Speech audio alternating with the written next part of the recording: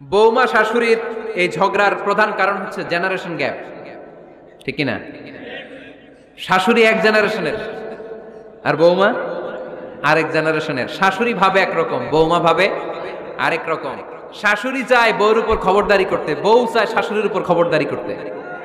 এই ডমিনেটিং এর কারণে কিলাকিলি আছে না নাই? এটা ঠিক না। আমার শাশুড়ি মায়েরা যারা আছেন, প্রথমে শাশুড়ি দিয়ে শুরু করি। আমার মাইকের আওয়াজ যে ঘরগুলাতে যায়, আমার শাশুড়ি মাদেরকে বলবো, বউদের উপর অত্যাচার করবেন না। ছেলেরে প্রশ্ন করে, তোর কাছে তোর বউ বড় না আমি বড়? আছে না নাই? এটা একটা প্রশ্ন হইল। তোর বউ বড় না আমি বড়? দুইজনেই বড়। তো এক ছেলে সুন্দর উত্তর দিছে, আমার কাছে ভালো লাগছে উত্তরটা শুনে।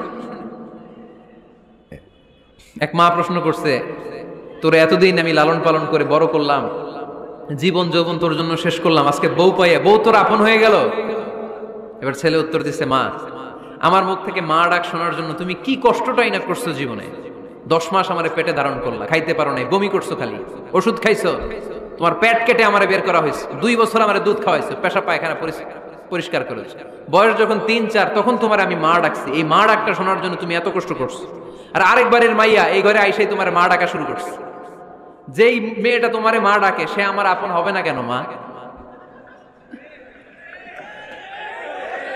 ঠিক না? এই মা ডাক শোনার জন্য তুমি এত কষ্ট করলা, আমার লালন পালন করলা, 10 মাস পেটে ধরলা, পেশাব পায়খানা পরিষ্কার করলা, এরপরে মা ডাক শুনতে পারছো। আর আরেকবারের মেয়ে জানা নাই চিনা নাই এসেই তোমার ডাকা শুরু করছে মা। তো যে আমার মারে মা ডাকে তার স্থান তো আমার কলিজায়, ঠিক কিনা? শাশুড়ি আম্মারা যারা আছেন, প্লিজ বৌমাদেরকে কষ্ট দিয়েন না। অনেক শাশুড়ি আছে পান থেকে চুন খসলে রেগে যায়, পদে পদে স্ত্রীর ভুল ধরে, বউয়ের ভুল ধরে, আছে না নাই? এটা করবেন না। সে তো নতুন, আপনার অনেক এক্সপিরিয়েন্স হতে তার সময় লাগবে, তাকে সময় দিন, তাকে ভালোবাসুন, ঠিক কিনা? না বুঝে সামান্যতে বৌমারে বদদোয়া দেয়, এরকম আছে না নাই? কিন্তু বুঝতে চায় না, বৌমারে যদি বদদোয়া দেয় তাহলে তার নিজ ছেলের পরিবারের ক্ষতি, পেটে ধরা যে ছেলে, ছেলের পরিবারের কিন্তু ক্ষতি, তার আপন নাতি নাতনিদেরই ক্ষতি। আওয়াজ করে বলেন ঠিক কিনা? বৌমাকে বদদোয়া দিয়েন না। বৌমাকে নিজের মেয়ের মতো দেখবেন। সমাধান আমি দিচ্ছি, কেমন দেখতে হবে? নিজের মেয়ের মতো। নিজের মেয়ে সকালে ঘুম থেকে ওঠে 11টা, ওইটার সমস্যা নাই। বৌমা কেন উঠলো না, ওইখানেই ঝামেলা, আছে না নাই? মেহেরবানি করে আপনার বৌমাকে আপনার নিজের মেয়ের মতো দেখেন। নিজের মেয়েরে যেমনি আদর করেন তাকেও অমনি আদর করেন। আপনার বৌমারে যদি আপনি কষ্ট দেন, মনে রাখবেন আপনার নিজের মেয়েটাও আরেকবারের বউ হয়ে কয়েকদিন পরে যাবে। আপনি যা যা করবেন আপনার মেয়েকেও তারা ওই রকম কষ্ট দিয়ে বাড়িতে ফিরিয়ে দিবে। চিল্লায় বলেন ঠিক কিনা? খবরদার, টিট ফর ট্যাট, ইট্টি মারলে পাটকেলটি খেতে হয়। এজন্য শাশুড়ি আম্মা জানারা যারা আছেন, বৌমার সাথে খারাপ আচরণ করবেন না মেহেরবানি করে। তাকে আপনি কষ্ট দিলে আপনার নিজের মেয়েটাও আরেক বাড়ির বৌমা হবে, সেও ওই বাড়িতে এই কষ্টগুলো ভোগ করবে। এগুলো যখন আপনি শুনবেন তখন আপনার চোখ দিয়ে পানি পড়বে কি পড়বে না? পড়বে। এবার আসেন বৌমার কথা বলি। বৌমা যারা আছেন মেহেরবানি করে, বৌমা যারা আছেন মেহেরবানি করে আপনার শাশুড়ি আম্মাকে নিজের মায়ের জায়গায় রাখবেন। আপনার বাড়ি ছেড়ে নতুন বাড়িতে আসছেন, তো এটাই তো আপনার বাড়ি। আপনার মা রেখে দিয়ে নতুন মা পাইছেন, এটাই তো আপনার মা। তো ওনাকে মায়ের জায়গায় বসাতে আপনার সমস্যাটা কোথায়? বৌমারা খেয়াল রাখবেন, আপনি আপনার শাশুড়ির সাথে যে আচরণটা করতেছেন, আপনার শেষ বয়সে আপনার ছেলের বিয়ে দেওয়ার পরে যে বৌমাটা আসবে ওই আচরণই আপনাকে ফিরিয়ে দিবে। The nature has its own return. প্রকৃতির একটা মাইর আছে, এটা শেষ মাইর, এটা শেষ খেলা। প্রকৃতির খেলা বড় খেলা। আপনি আপনার শাশুড়ির সাথে যে আচরণ করবেন, আপনার শেষ বয়সে আপনি একদিন শাশুড়ি হবেন, এটা মাথায় রাখবেন। ওই আচরণই আপনি ফিরে পাবেন। আওয়াজ করে বলতে হবে ঠিক কিনা? এজন্য 9 নম্বর পয়েন্টস হচ্ছে মিউচুয়াল রেসপেক্ট। সবাই যেন সবাইকে ভালোবাসি। দোষ ছাড়া মানুষ নাই, সবার দোষ আছে। আমরা যেন একে অন্যের দোষ না খুঁজি।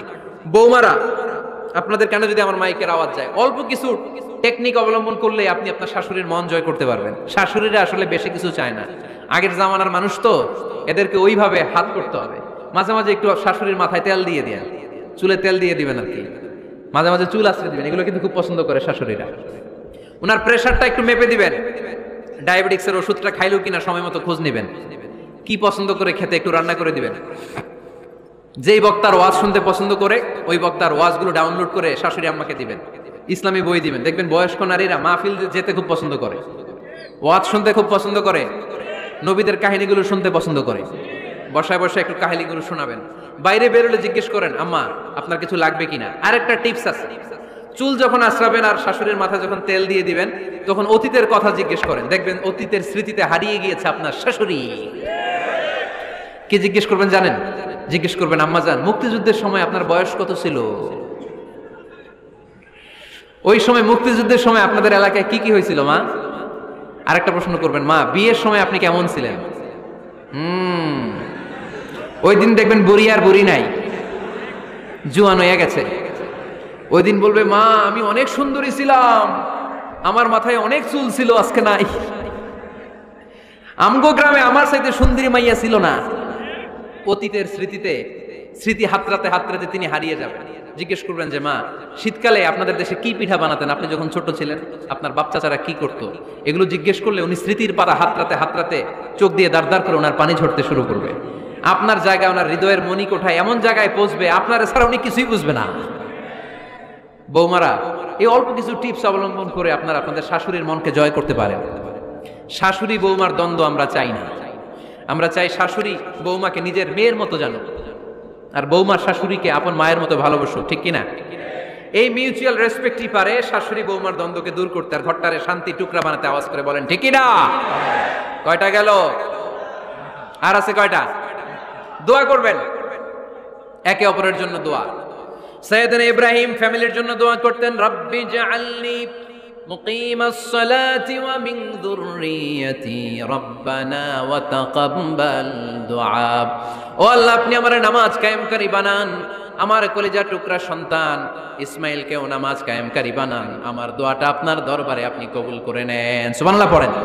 রব্বানা ইন্নী আসকানতু মিন যুররিয়াতি বিওয়াদিন গায়রি যী যার'ইন ইনদা বাইতিকাল মুহাররাম।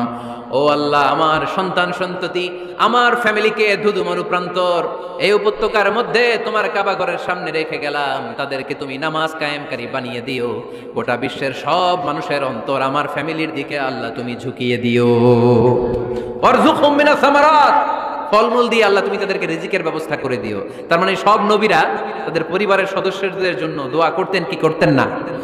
আবার কোরআন আমাদেরকে শিখালো, রব্বানা হাব লানা মিন আজওয়াজিনা ওয়া মিন যুররিয়াতিনা কুররাতা আ'য়ুন ওয়াজআলনা লিল মুত্তাকিনা ইমামা। ও আল্লাহ এমন নেককার সন্তান, এমন নেককার স্ত্রী আপনি আমাকে দান করেন যাদের দিকে তাকালে আমার চোখ দুইটা ঠান্ডা হয়ে যায়। চক্ষু শীতলকারী স্ত্রী দেন। বিয়ে যাদের হয় নাই, ইয়াং ছেলেরা এই দোয়াটা করবা। বিয়ের জন্য দোয়ার দরকার আছে না নাই? প্রতিদিন এই দোয়া করবা, আল্লাহ এমন স্ত্রী দেন, এমন জীবন সঙ্গিনী আপনি আমাকে দেন, এমন লাইফ পার্টনার দেন যার দিকে তাকালে আমার চোখ জুড়িয়ে যায়। এমন সন্তান আল্লাহ আপনি আমার ফ্যামিলিতে দেন যাদের দিকে তাকালে আমার চোখ দুইটা ঠান্ডা হয়ে যায়। নেককার সন্তান, নেককার স্ত্রী আল্লাহর কাছে দোয়া করে চেয়ে নিতে হয়। তাহলে ফ্যামিলি মেম্বার একে অপরের জন্য দোয়ার দরকার আছে না নাই? বাবা দোয়া করবে ছেলের জন্য, ছেলে করবে বাবার জন্য, মা দোয়া করবে মেয়ের জন্য, মেয়ে করবে মায়ের জন্য, ভাই করবে বোনের জন্য, বোন করবে ভাইয়ের জন্য। দোয়ার দরকার আছে না নাই? দোয়া করবেন সবাই সবার জন্য। এই যে কোরআনের বঙ্গানুবাদ পাওয়া যায় না এখন, কথা বলেন। স্মার্টফোন আছে কার কার দেখি? হ্যাঁ, কারা কারা স্মার্ট দেখি? হাজার হাজার স্মার্ট, মাশাআল্লাহ। এই স্মার্টফোনের ভেতরে আল কোরআন নামে বাংলায় কোরআনের একটা অ্যাপস পাওয়া যায়। কথা বলেন, পাওয়া যায় কি যায় না?